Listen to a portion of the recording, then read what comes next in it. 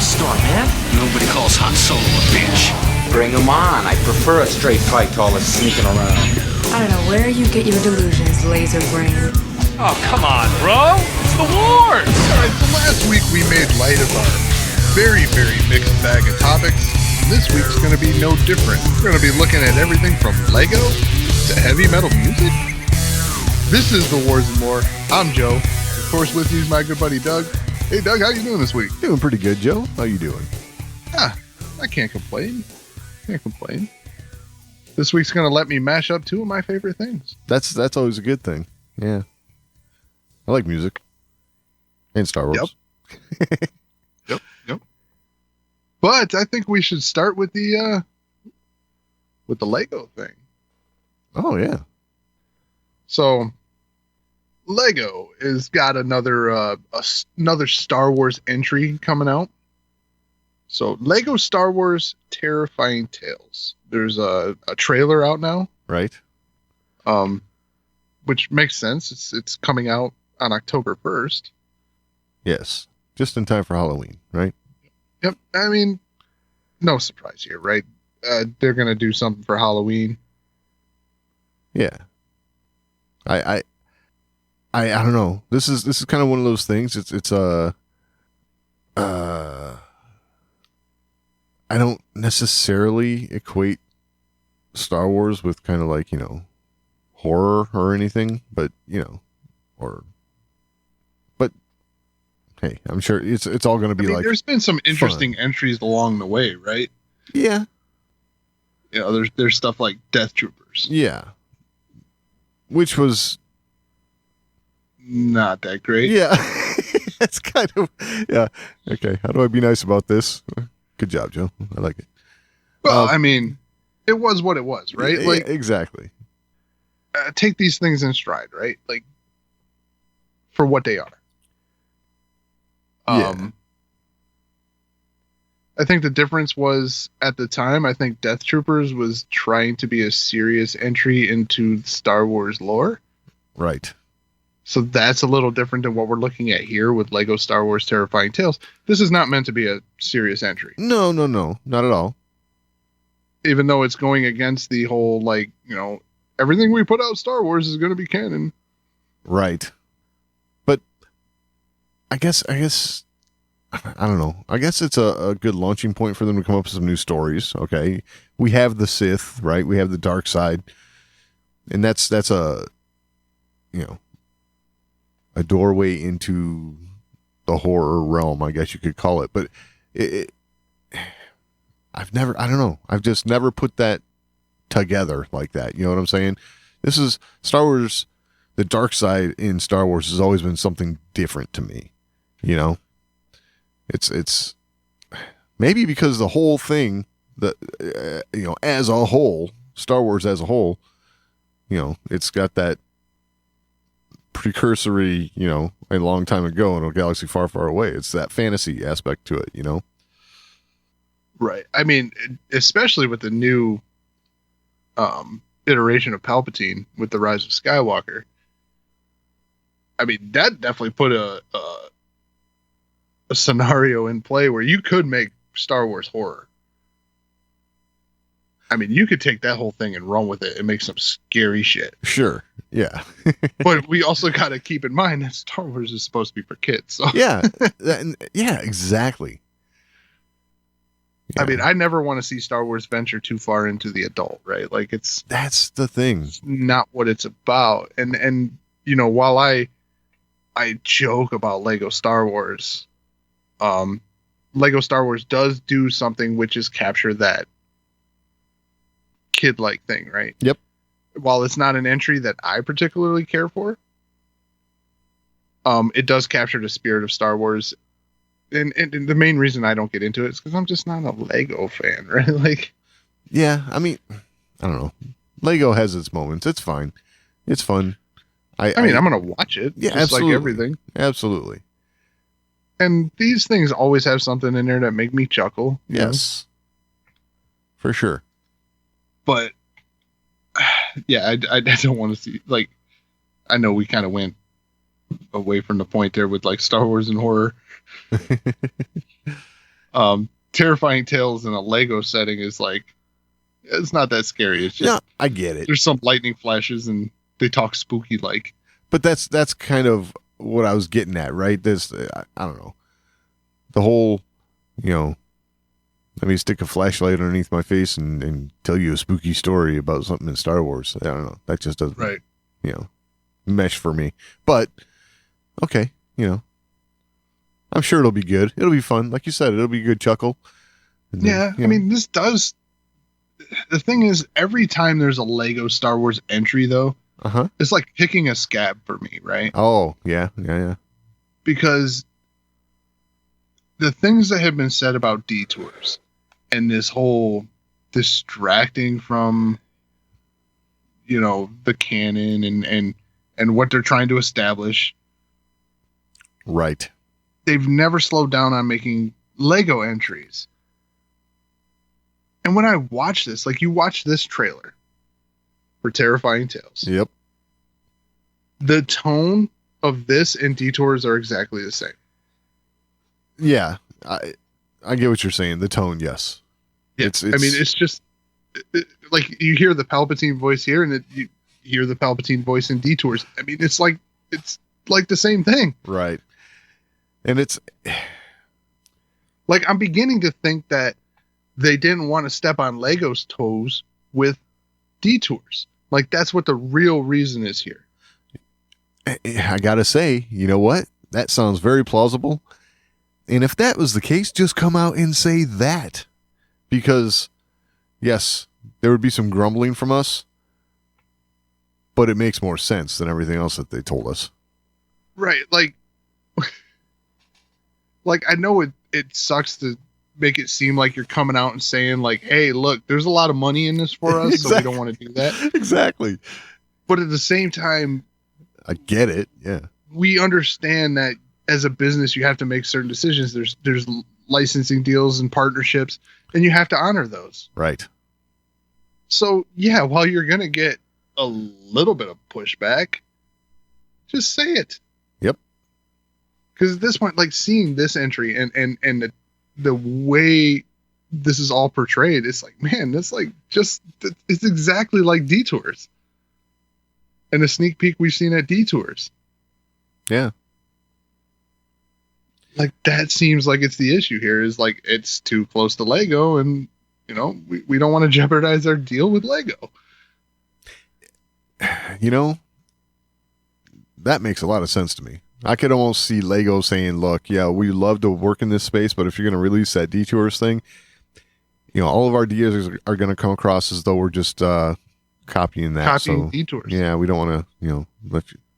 And yeah, I can see Disney saying, well, we just won't release that. Don't you worry. Yeah. Hey, what are you doing there? That's our shtick. Right. But hey, Yeah, I don't know. we'll check it out though. It'll be good for a laugh, like you said, I'm sure.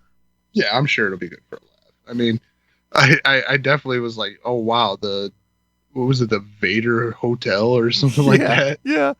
The animatronic Vader. I love it. Breaking down. Yeah, it's just like going to Disney. That is. Although that's not fair, because I've never witnessed a breakdown at Disney. They run a tight ship there. That's for sure. But it was clearly they're kind of like poking a little fun at Disney, which I thought was hilarious. Hey man, self-deprecating humor is the best humor. It is one of the best humors. Yes. So yeah, I mean, like you said, we'll check it out. We'll probably discuss it again after it comes out. Right. I mean, why not? It'll be a good thing to talk about Halloween time. Absolutely. Okay. So another release this week. There's a new poster for Visions. Yes. Have you gotten a look at this? I have, actually.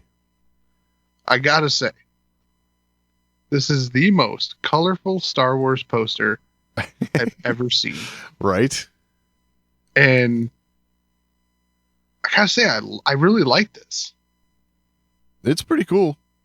I mean, not necessarily from a Star Wars entry perspective. Right. I mean, I'm taking Visions in stride for what it is, but the representation on this photo of all the different styles of anime that they're going to be showing in this, right, I thought was pretty cool. It is. And it makes me more excited for the show because we're going to be seeing so many different things. Like every installment of this is going to be very different. Yes, it appears that way. I think it's going to be a fun watch for sure. Again, it's going to be something that you can't, I'm not going to be looking to, let's find out this new bit of canon, Star Wars lore, but it's going to be fun takes that, well, I think they've already pretty much cleared up the whole canon aspect of this, right? None of this is canon. Exactly. So that definitely goes in with a different weight, right? For sure. The thing is, if you know that going in, it's all good, Yeah, I just dig the artwork. It is cool. I have to say, there's this one character in there that totally reminds me of my daughter's artwork. The cat person or whatever. It's like, wow, my daughter draws stuff like that. Right on. Yeah. See the Boba Fett helmet in the background? Yes. Kind of snuck that in there. Yeah. I didn't even catch it at first glance. I don't know. Something about that artwork, that Boba Fett artwork. I'm really looking forward to that episode in particular. Yeah. And for anyone who's been listening, I mean, Doug and Hunter, when he's been on, have called me out repeatedly for hating Boba Fett. So yeah, you just hate Star Wars.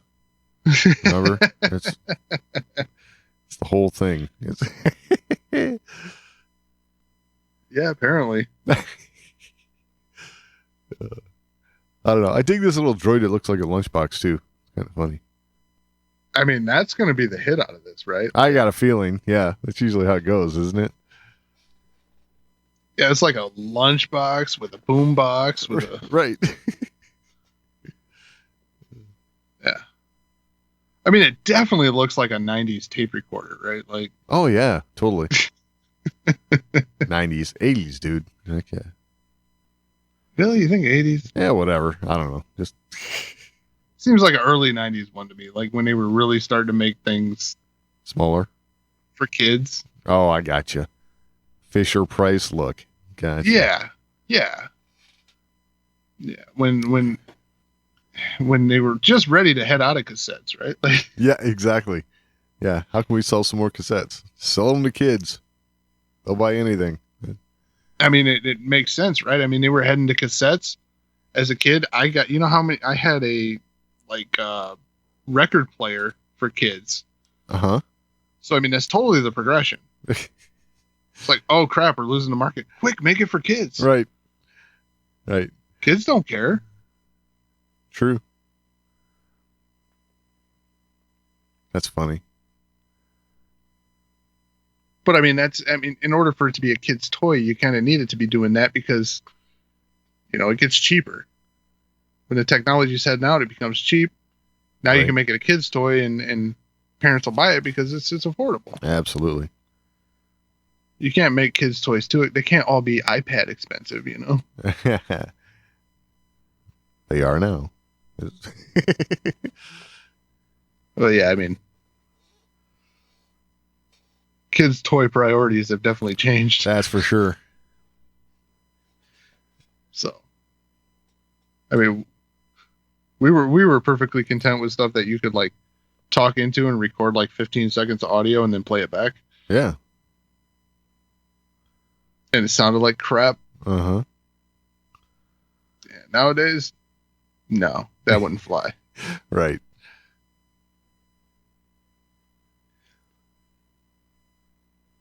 So, all right. Oh, where to next? Where to next? So how about Mark Hamill and Twitter? Yeah. This has kind of become a staple on the show, right? Like, I feel like we need a Mark Hamill's Twitter jingle or something. We So could use something like that. That'd be great. we keep ending up back here. So, who knew that Mark Hamill could go viral by tweeting Mark Hamill? His name. Just typing out his name, tweeting that, viral. Yeah. That's pretty amazing. I don't know. That's how did this come about here? So a Twitter user mentioned that, tweeted at Mark Hamill that you could just tweet Mark Hamill and you'd get thousands of likes. So he quoted the tweet with Mark Hamill. Within 2 minutes, he had 2,000 likes. That's insane. Yep. In 2 hours, he had 148,000 likes. Wow. As of today, it's at 615,000 likes. Oh my Lord. Now, I do gotta ask, like, if he just out of the blue tweeted Mark Hamill, that's all he tweeted, without quoting this tweet, Of course. by another Twitter user, Yes. do you think it gains distraction? Probably not. Absolutely not. Yeah. In fact, it might get a completely different response. Right. Exactly. But I have to say, even though that, quoting this tweet is how this all worked out, is I think Mark's just having a good time. Oh, he's having a good time. And Mark likes to interact with people on Twitter, Yeah. it appears. And that definitely gains traction for him. I mean, now this did get funny too, because George Takei Yeah. Of Star Also- Trek fame. tweeted Mark Hamill along with the words, "And now we wait." Nice. I think he was sitting at 10,000 likes last I saw. Really? So, Oh, wow. That's funny. that was kind of cool to see a little Star Wars, Star Trek, like, inner fandom joking. Yeah. Yeah, of course. It was fun to see that. But it doesn't stop there. Okay. So another Twitter user tweeted at Mark Hamill and said, "I saw him tweet a period once, and he got like 87,000 likes or something." And he says, "Also, the stock market went up that day as well." Nice. So Mark Hamill, quoted that tweet with a period, hashtagged the sequel. It's sitting at 90,000 likes right now. Oh my gosh. I haven't checked the stock market. Well, I don't know. Last I've been seeing, it's been doing nothing but going up. So, we'll just call that one a given. Yep. So history's repeating itself. Right. No, this is interesting though. I can't remember a time where Mark Hamill was in the news this often. Right. And, good for him. I think, it's well deserved. He's having fun with this, clearly. This is the kind of thing that, if this is how he can interact with the fans and fans interact with him and everyone's having a good time with it, that's awesome. I think y'all are spending too much time on Twitter, but that's okay. That's Well, there's that. There's definitely that. yeah. But hey, I mean, if you got nothing better to do than to like a actor tweeting his own name, right?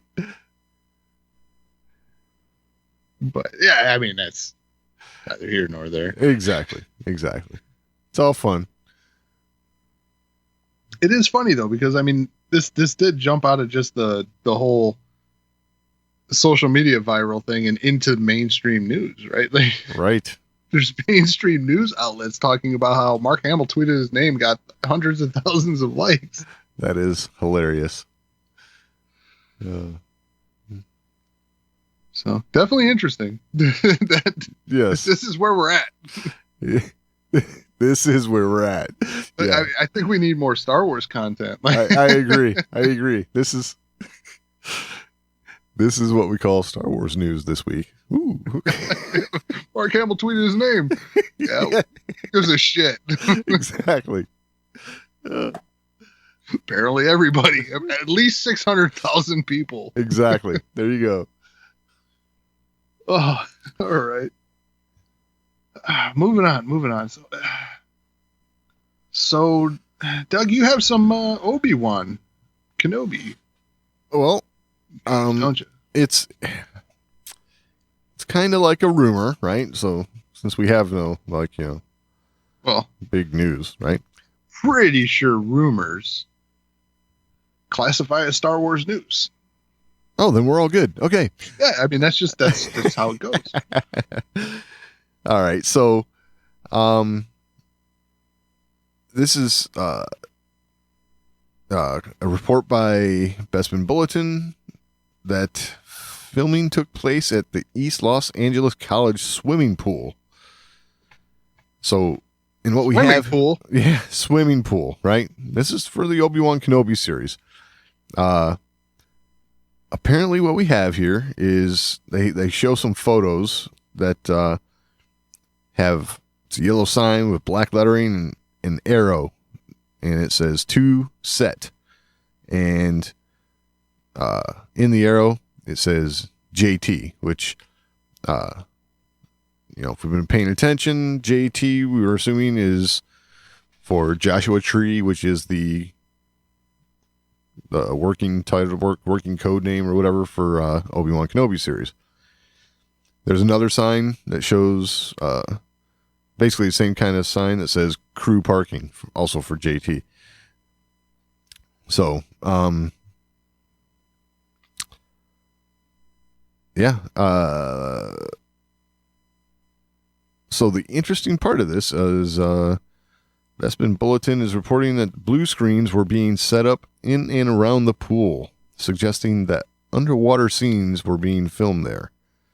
Dry ice was also being used, presumably to create a fog or mist effect. So, I guess what that means is that Obi-Wan Kenobi is going to be, soaking wet again by the sounds of things, because soaking wet in the Phantom Menace and soaking wet in Attack of the Clones. And in once again in Revenge of the Sith, yeah. So, I guess which I always thought was like kind of funny because he's destined to be on a desert planet. True, yeah. So let's soak him in every movie. Yeah, because he's never gonna see water again. That's funny. So, I mean, this would definitely add to the speculation that he's not going to remain on Tatooine. I mean, I doubt he's going to find a pool of water to submerge himself in on Tatooine. Right. Well, I think we have to assume he's leaving Tatooine because if the speculation, all the it was speculation that we had a while back where we're talking about all this, and if you take Vader's line from A New Hope, and he says you shouldn't have come back, that means Obi-Wan left at some point, and I'm sure we're gonna see it. So where that it is, I don't know, but Yeah. It's definitely interesting. And yeah, I the only thing they're missing here is like they saw someone that is associated with the production. People known to be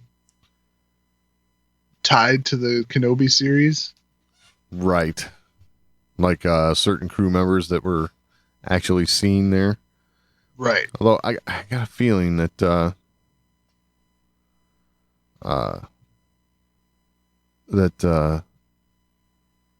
when you're doing something like this is probably all done pretty almost like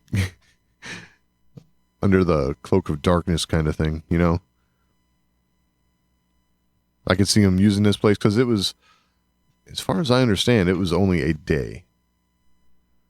So, right. This was what college? East Los Angeles. So in the vicinity. College, yeah. Yes, it was in the vicinity of where they're normally working. But I would, and I'm again speculating, but my guess would be is they get in there before the sun's up and they don't leave until it's down. You know what I'm saying? Or in some blacked out van or something, because I'm sure Disney Lucasfilm has those. Oh, I'm sure. I'm sure. Yeah, of course. Yeah, I mean, I can't think of any other production that would go, hey, yeah, we need to film this in Los Angeles. Right. At a swimming pool. At a college. No, this is right up a Star Wars Productions alley to do something like this. Yeah. And for it to be unknown what's shooting there also points to a Star Wars production. Yes. I would agree with that, because Star Wars productions are always the most kept on the down low productions that there are, as far as I know. Right. I mean, like just down the street from me when they were filming, I think it was Transformers 4, something like that. They shot some scenes in Adrian, Michigan, which is right up the street from me. Right. And dude, it was in a newspaper before they did it. Exactly. Like they're going to be shooting Transformers down here. Like it, that's a big budget film. Yeah. And it was no secret that they were shooting this. They're going to be down this country road by me. Going to be shooting Transformers down here. So all you Transformers fans, stay away. yeah, don't come down here. Like they had the times in which they were going to be shooting, where they were going to be shooting. Like it was no secret. Hey, what's the biggest thing that's ever happened in Adrian, Joe? Probably shooting Transformers. That's what I thought.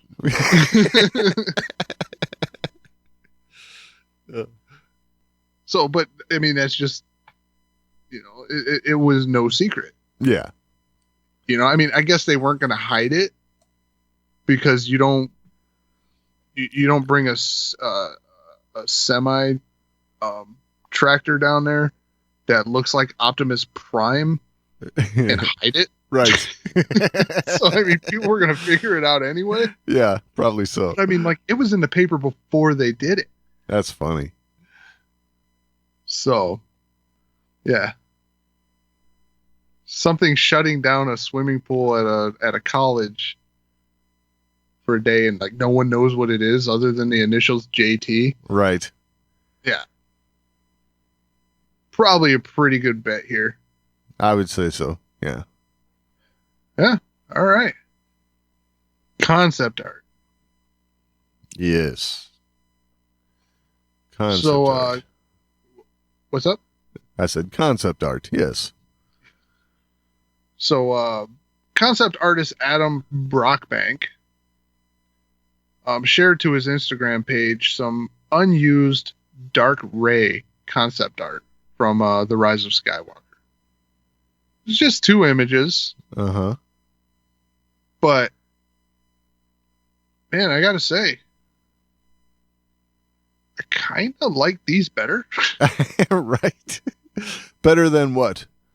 than what we got. Okay. What we saw in the film? Yeah. Yeah. One, they're lacking a weird switchblade lightsaber. Yes. Which is a good thing. Yes. It was a definite bonus. Yeah. We could go, I mean, yeah. For all those who want to, you can go back and find the episode where we're talking about that thing. And, yeah, not a fan. Thanks. Yeah, I was not a fan of the whole snap into place lightsaber. Right. It seems like it's not very practical. But no, I mean this art.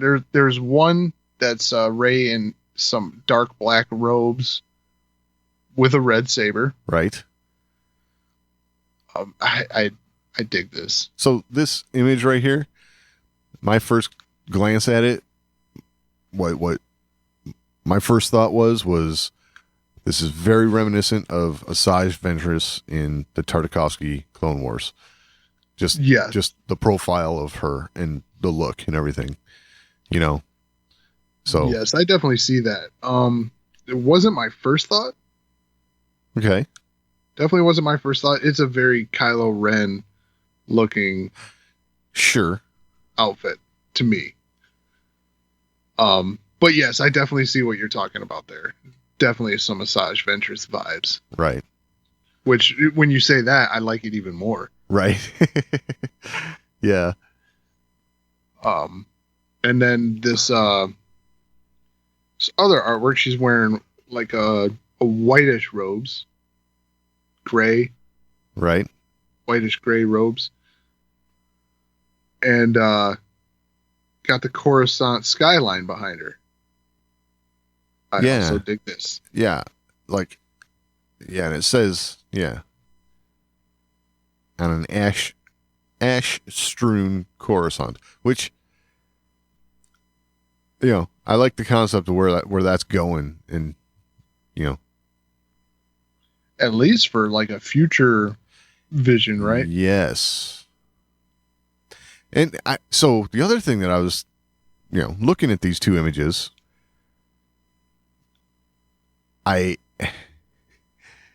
there's a story somewhere between these 2 images, right? I mean, Yeah. She's got, like, the clothing is very similar. Like, it might be the same clothing that's bleached out for some reason, along with her hair. And you know what I'm saying? It's like, Oh yeah, the clothing is very similar, isn't it? something might have happened here. And that's got me curious. I'd like to know what that story is. You know what I'm saying? That's kind of where my head went. So, Well, that makes me question too then. Like, you see the red lightsaber blade in the first image, right. but you don't see the hilt of the saber. Yeah. Now, in the later image, you see the hilt of the saber, and that's definitely Anakin's saber. I'm not so sure. Really? Well, because this is for the Rise of Skywalker, yes? Yeah. Okay. So that's the one that's got Anakin the saber has a Band-Aid on it. I don't see a Band-Aid on this one. Oh, you got a point. Think It's definitely this might- reminiscent of Anakin's saber. And I don't see, it's got these 2 black lines going up the hilt, which they could be insinuating like reflection, or That was my take, is that was just shadow. right, but it's looking more like a Vader saber to me. I don't know. Okay. I could see that. What do So you think? where should get Vader's saber? Endor. Right. Got to go digging through these ashes. Kylo Ren's already been here. Luke just left it behind. Right. Yeah, I would imagine that Luke would have Vader's saber. I don't know why he wouldn't. True. I would imagine that saber is on Octu. Right. I can't imagine why he would not take Vader's. But yeah, I don't know. Or no, Vader's saber was lost, wasn't it? Oh, might have been, He yeah. cut his hand off. Yeah, you're right. Down the hole. Did it go down the hole? I'm not sure. Either way. Either way, yeah. But yeah, you know, I didn't think that, like, hey, maybe there's a connection between these two images as like a lapse of time. I didn't see it at first, but after looking at them again, it's like, ooh, it almost looks like something might have happened here between these two. And Well, her hair's white in the latter picture as well. Yeah.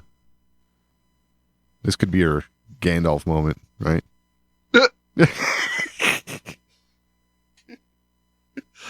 I mean, you go straight from dark side to, like, I don't know. Oh God! Now I just thought, like, oh, Yep, here we so go. she goes dark side, and now she evolves into a gray. Gray Jedi, yeah. That's funny. All right, I don't like it anymore. Well, No, it's very cool artwork. It though, is. and I like both of these images in contrast to what was seen in The Rise of Skywalker. yeah, agreed. The whole, you know, because Rey goes to the dark side, there's this horror aspect to it. Right. They really played on the whole horror aspect of the dark side in The Rise of Skywalker, and I thought that was a little meh. Yeah, agreed. Like, while it makes sense, did we need to go that route? No, of course not. It's yes, there's spooky stuff about the dark side, about the Sith, but not like that. Yeah, but you pretty much save that stuff for when you go into a Sith tomb, right? Right. Something like that. Yes. Or Vader's castle. Or Vader's castle. But, like, I mean, the only time they really got into the whole spooky aspect of it was with, like, when Yoda went into the tombs in the Clone Wars. Right. I mean, yeah, Palpatine always had a bit of spookiness to him. Like, even the Emperor's theme's spooky, right? Like, Yeah. but they went a little overboard with the Dark Rey thing in The Rise of Skywalker. Agreed. It was definitely like a Star Wars Halloween mashup. Something you'd see in Lego, you know? Yeah, of course. But yeah, neat. Yeah. Neat. If you haven't seen them, go check them out. They're definitely worth the look. Right. All right. Yeah, we're definitely on the light side this week. So Yeah. It's all right. last topic, Star Wars and heavy metal. Right on. So Bruce Dickinson of Iron Maiden was talking with Loudwire, I believe. Okay. Yeah, I think he's talking with Loudwire.